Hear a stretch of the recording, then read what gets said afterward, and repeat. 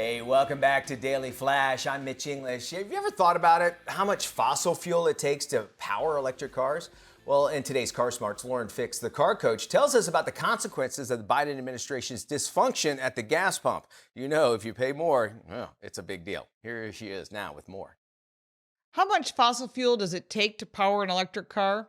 While millions of Americans are suffering the consequences of the Biden administration's dysfunction at the gas pump, prices are at record highs, and some people are considering electric cars as an option to reduce their fossil fuels. That electricity has to come from somewhere. Wind and solar can only supply us with about 18% of the U.S. energy need. So, where does the rest of the electricity power come from?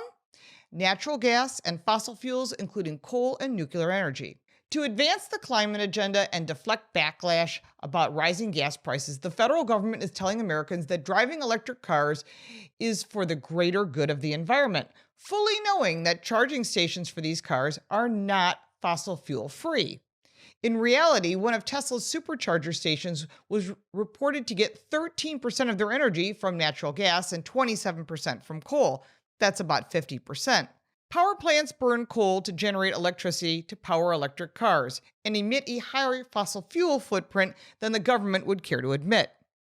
Are consumers being fed false information about going green with electric cars?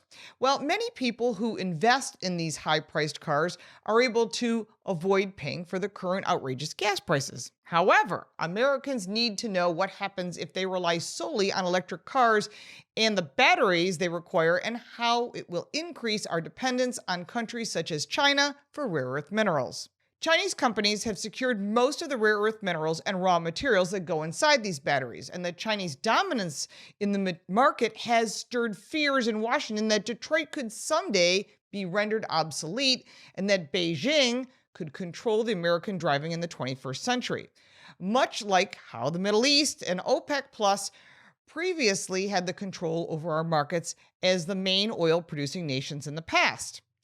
By increasing our use of electric cars, the United States will require more lithium batteries, and this will force us to further rely on China to sustain our battery supply.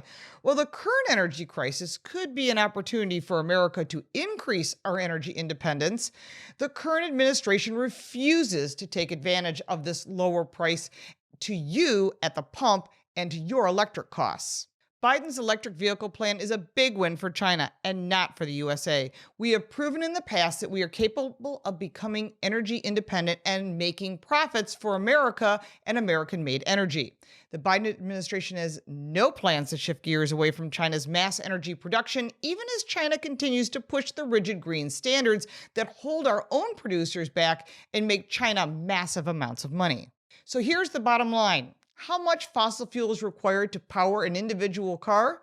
Well, this depends on where you live in the country. For example, in California, where solar power is the dominant renewable power source, charging your car at night roughly doubles the amount of fossil fuel used compared to charging during the day, because 95% of electric cars are charged at night. The source of fossil fuels in an electric car comes through the larger power grid across America. In order to charge your electric car, you have to plug it into the power grid.